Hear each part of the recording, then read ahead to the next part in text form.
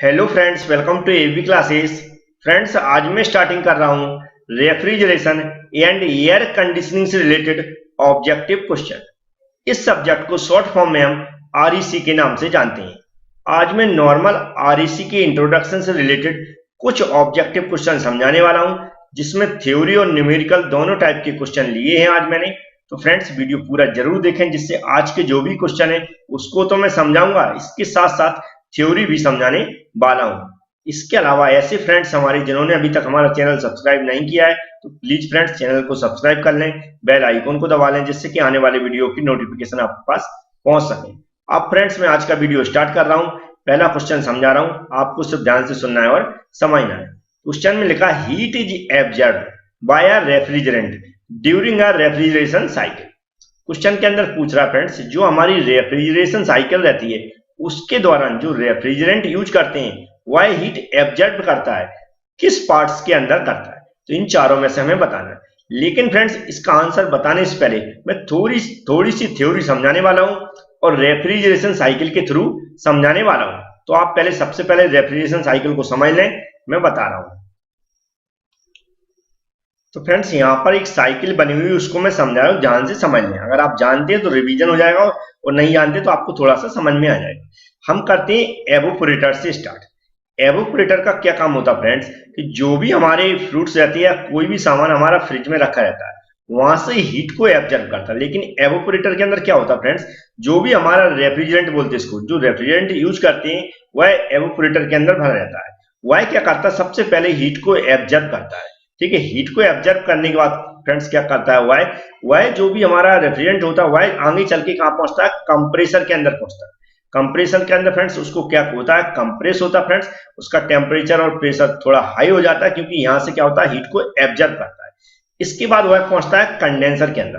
Condenser के अंदर क्या होता है, यहाँ पर हीट रिजेक्ट होती है। हीट रिजेक्ट होती है, और जो भी हमारा रेफ्रिजरेंट होता है, हीट रिजेक्ट होने के बाद नॉर्मल कंडीशन में आता है, उसका टेम्परेचर कम हो जाता है। उसके बाद यहाँ पर एक्सपेंशन वाल्व में आता है, वहां यहाँ पर उसका एक्सपेंशन होता है।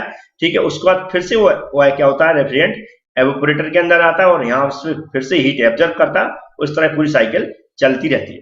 फ्रेंड्स, क्वेश्चन का अगर आंसर आपको मिल गया हो तो मैं बता देता हूँ, वैसे आपको समझ में आ गया होगा। यहाँ पर पूछ रहा कौन जो रेफ्रिजरेंट होता है वह कहाँ पर हीट को एब्जॉर्ब करता है साइकिल के दौरान।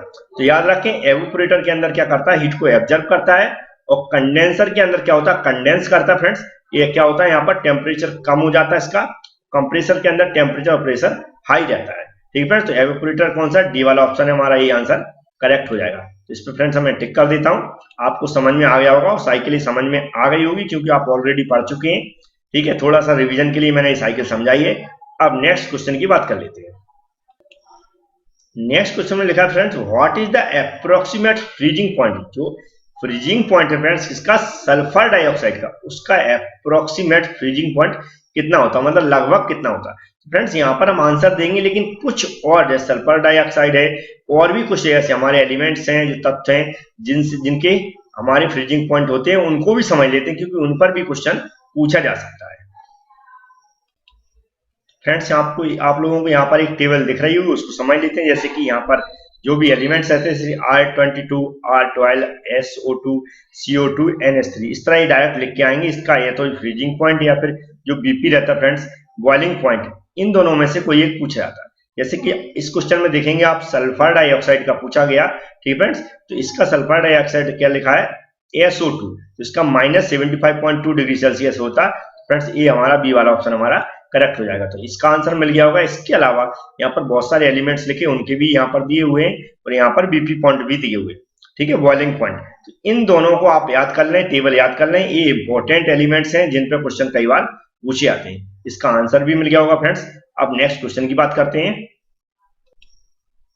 नेक्स्ट क्वेश्चन में लिखा friends, the chemical formula of refrigerant R11। जो R11 रेफ्रिजरेंट है फ्रेंड्स, उसका केमिकल फॉर्मूला क्या होता है। फ्रेंड्स, इसका तो मैं आंसर दे ही दूंगा, लेकिन और भी एलिमेंट्स है फ्रेंड्स जो रेफ्रिजरेंट रहते हैं, उनके भी कुछ फॉर्मूले होते हैं, केमिकल फॉर्मूला बोलते हैं इनको, वह भी मैं बता दूं, क्योंकि उन पर भी क्वेश्चन पूछे जाते हैं, तो आप उनके भी आंसर दे सकें। फ्रेंड्स, यहाँ पर देख रहे हैं कुछ फॉर्मूले लिखे हुए हैं, जैसे कि R21 का ये बार लिखा हुआ CHF Cl2। ठीक है, R1348 का भी लिखा हुआ है, R22 का भी लिखा है, R11 का भी लिखा है। तो यहाँ पर R11 की बात कर रहा है फ्रेंड्स, तो देखेंगे CFCl3 लिखा, CFCl3 डी वाला ऑप्शन हमारा करेक्ट है फ्रेंड्स। तो इस तरह इन सभी को भी आप याद कर लें क्योंकि इन पर भी क्वेश्चन पूछे जा सकते हैं। ठीक है फ्रेंड्स, आप किसी भी टाइप की स्टडी कर रहे हो, इस सभी के काम के फॉर्मूले हैं, तो आप REC के लिए सारे फॉर्मूले याद कर लें। रेफ्रिजरेंट के फॉर्मूले फ्रेंड्स याद रखें किसके, जो रेफ्रिजरेंट यूज किए जाते हैं उन सभी के फॉर्मूले ये वाले यहाँ पर दिख रहे हैं, इनको याद कर लें क्योंकि सभी किसी पर भी क्वेश्चन पूछा जा सकता है। तो नेक्स्ट क्वेश्चन की बात कर लेते हैं। नेक्स्ट क्वेश्चन फ्रेंड्स लिखा है विच of the following undesirable property of refrigerant, refrigerant की अनडिजायरेबल प्रॉपर्टी कौन सी होती है। तो फ्रेंड्स इसका आप डायरेक्ट समझ लें फ्रेंड्स, ये होती है सी वाली, लो लेटेंट हीट ऑफ वेपोराइजेशन। क्या होती है, लो लेटेंट हीट ऑफ वेपोराइजेशन। तो इसको आप टिक कर लें फ्रेंड्स फोर्थ वाले क्वेश्चन का। इसके अलावा फ्रेंड्स ऐसे स्टूडेंट जो हिंदी में पढ़ना पसंद करते हैं तो उनके लिए हमने एक PDF तैयार की है REC की, तो फ्रेंड्स उसको आप अगर खरीदना चाहते हैं तो फ्रेंड्स खरीद सकते हैं। जो भी हमारी थोड़ी सी मेहनत लगी उसी का मैं रुपए ले रहा हूँ, 29 रुपए में आप खरीद सकते हैं। कितने में, सिर्फ 29 रुपए में। 29 रुपए आपको पे करने के लिए हमारे व्हाट्सएप नंबर ये दिया है, इस पर कॉन्टेक्ट कर लें फ्रेंड्स, या फिर डायरेक्ट ये हमारा फोन पे नंबर भी है, तो इस पे 29 रुपए फोन पे कर दें और उसका स्क्रीनशॉट लेकर यह जो नंबर हमारा सेव करेंगे आप इसी पर व्हाट्सएप कर दें, तो हम आपको जो भी REC की PDF है वह मैं भेज दूंगा। PDF में आपको क्या मिलेगा फ्रेंड्स, हिंदी और इंग्लिश में क्वेश्चन मिलेंगे और आपको आंसर होगा, उस आंसर को एक्सप्लेन भी किया गया होगा।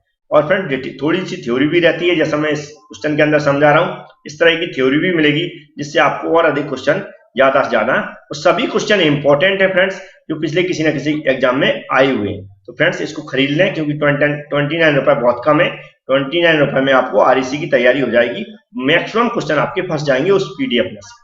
तो फ्रेंड्स अब नेक्स्ट क्वेश्चन की बात कर लेते हैं।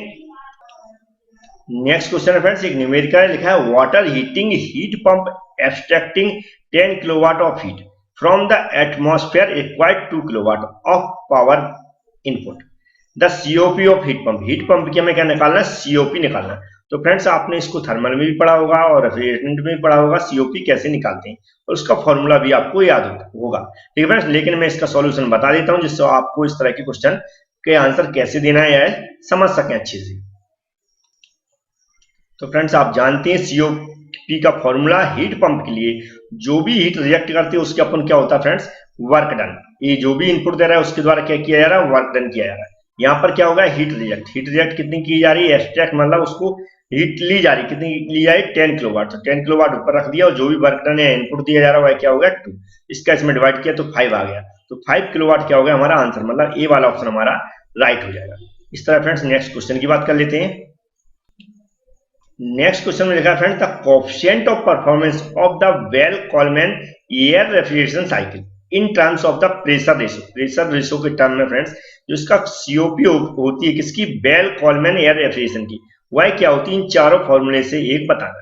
तो फ्रेंड्स इसका फॉर्मूला आप याद कर ले, मैं बता रहा हूँ। इसका जो ऑप्शन है फ्रेंड्स 6 नंबर क्वेश्चन का डी वाला राइट है। ठीक है, इसको मैं थोड़ा सा बता देता हूँ। ये लिखा है 1/RP, या लिखा प्रेशर रेशो की पावर जो गामा होता क्या होता है, जो कोएफिशिएंट होता फ्रेंड्स एयर का, गामा -1 बटे गामा, फिर ये क्या पूरे टर्म के -1। याद रखें RP -1 है लेकिन RP का रेशो चढ़ा हुआ है फ्रेंड्स, ऊपर पावर चढ़ी हुई है, गामा -1 बटे गामा। ये जो रेशो है गामा -1 बटे गामा, ये पावर है किसकी, RP की पावर है, जबकि -1 कहाँ है, इसके सामने वाला 1 है। नहीं तो आपके पास बुक होगी उससे भी आप इसकी COP याद कर सकते हैं, Bell Coleman air refrigeration cycle की COP याद करना है।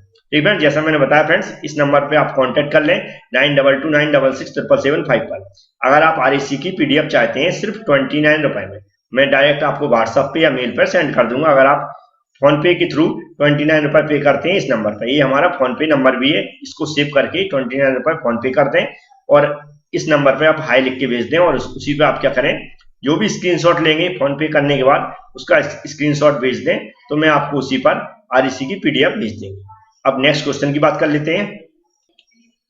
नेक्स्ट क्वेश्चन में लिखा है friends Electrolux system of refrigerant has. ये इलेक्ट्रो सिस्टम क्या होता है रेफ्रिजरेंट का, वह होता है नो लिक्विड पंप। क्या होता है, जिसमें कोई भी लिक्विड पंप नहीं होता, उसे क्या बोलते हैं, इलेक्ट्रोलक्स सिस्टम ऑफ रेफ्रिजरेंट। ठीक है फ्रेंड्स, तो याद रहेगा ये वाला क्वेश्चन, थोड़ा सा याद कर लें। ठीक है, ऐसे क्वेश्चन को हमें रटना पड़ता है या फिर याद करना पड़ता है। नेक्स्ट लिखा है mixture of refrigerant having a fixed boiling point is called. क्या बोलता है, जो मिक्सर होता है रेफ्रिजरेंट का, वह उसका जो फिक्स्ड बॉइलिंग पॉइंट है उसको क्या कहा जाता है, तो उसको कहा जाता है फ्रेंड्स एजियोट्रॉपिक मिक्सर। क्या क्या जाता है फ्रेंड्स, एजियोट्रॉपिक मिक्सर। ये इंपॉर्टेंट क्वेश्चन है फ्रेंड्स, इसको याद कर लें कि जो भी रेफ्रिजरेंट का मिक्सर होता है फ्रेंड्स, उसकी जो बॉइलिंग पॉइंट रहता है उसको क्या कहा जाता है, एजियोट्रॉपिक मिक्सर। ठीक है फ्रेंड्स, समझ में आ गया होगा। नेक्स्ट क्वेश्चन की बात कर लेते हैं।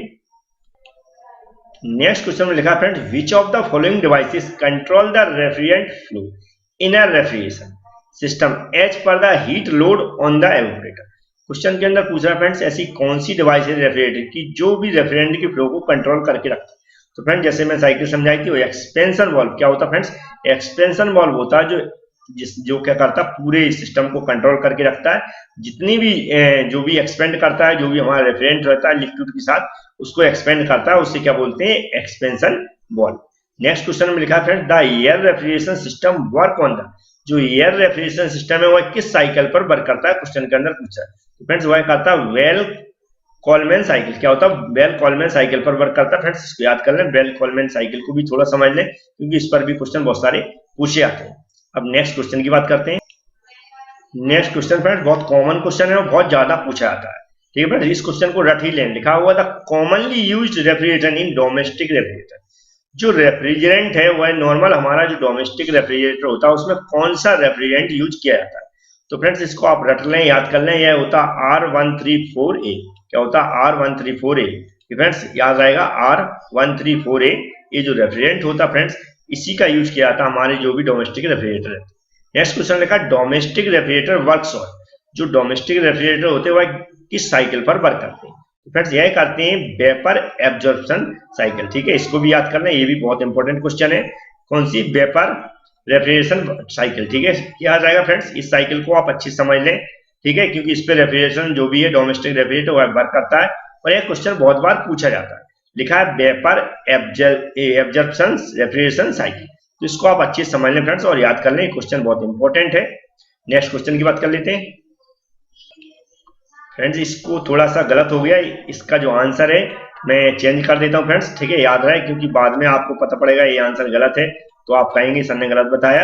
इसलिए 12वें का जो क्वेश्चन है फ्रेंड्स, ए वाला ऑप्शन करेक्ट है। कौन सा है, ए वाला ऑप्शन करेक्ट है। मिस्टेक से गलत हो गया फ्रेंड्स, तो इसको आप कर लें vapour compression refrigeration cycle.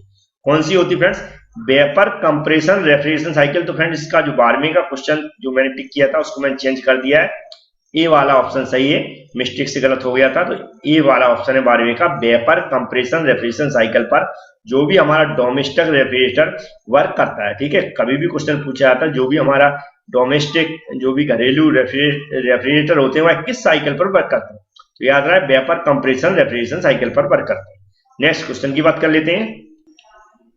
Question number 13 एक न्यूमेरिकल है फ्रेंड्स। लिखा है 500 kg of heat is remove from a cooled space in a reverse Carnot cycle refrigerator. इसकी बात कर रहा है, रिवर्स कार्नोट साइकिल रेफ्रिजरेटर की बात कर रहा है, via evaporator by refrigerating -23 degree Celsius. Temperature भी दिया है, the change in entropy of the refrigerator. क्या निकालना है हमें, जो चेंज इंट्रोपी जो चेंज हो रही है रेफ्रिजरेंट की वह निकालना है। तो फ्रेंड्स इसका सॉल्यूशन समझ लेते हैं। तो फ्रेंड्स चेंज इन एंट्रोपी का आपने फॉर्मूला पढ़ा होगा, जो भी रेफ्रिजरेशन कार्नोट साइकिल के अंदर dQ/T होता है। क्या होता है, dQ/T। dQ क्या फ्रेंड्स, जो भी हीट सप्लाई हो रही है वह होती है फ्रेंड्स, जो कि हीट दी है फ्रेंड्स यहाँ पर 500 रख दिया।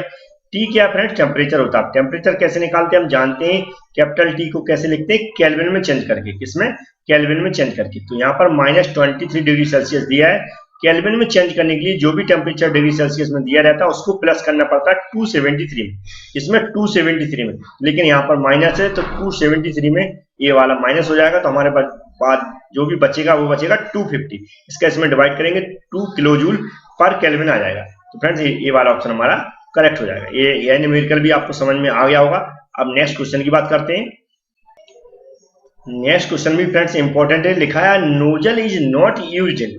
फ्रेंड्स यह हमारी रेफ्रिजरेशन साइकिल की बात हो रही है फ्रेंड्स, तो इसका जो आंसर होगा वेपर कंप्रेशन रेफ्रिजरेशन सिस्टम। कौन सा होता है, वेपर कंप्रेशन रेफ्रिजरेशन साइकिल मैंने समझाई थी, उसमें क्या होता है, जो नोजल है उसका यूज नहीं होता। नेक्स्ट क्वेश्चन की बात करते हैं।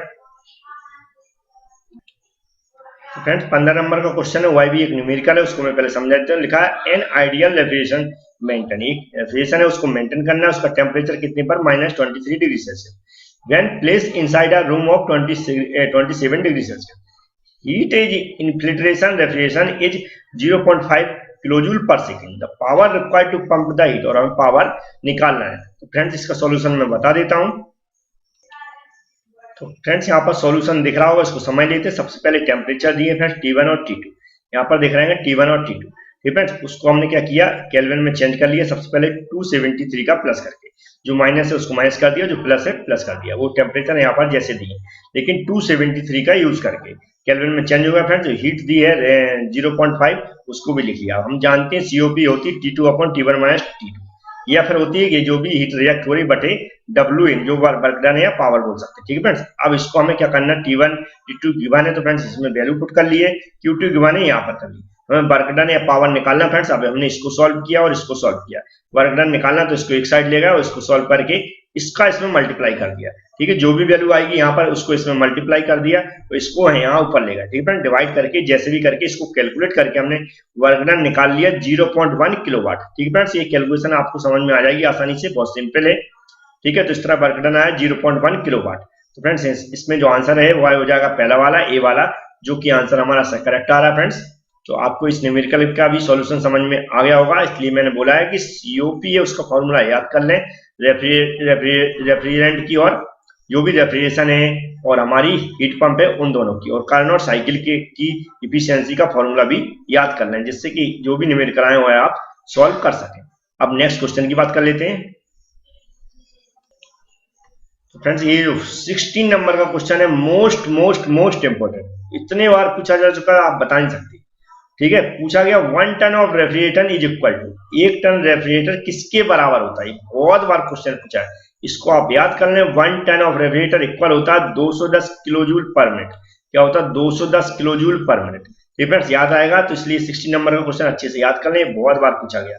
जैसा मैंने बताया, अगर आप इसकी PDF चाहते हैं, सिर्फ आपको 29 रुपए खर्च करने पड़ेंगे। ये हमारा व्हाट्सएप नंबर है, इस पर कॉन्टेक्ट कर लें। तो ये हमारा फोन पे नंबर भी है, इसको सेव भी कर लें।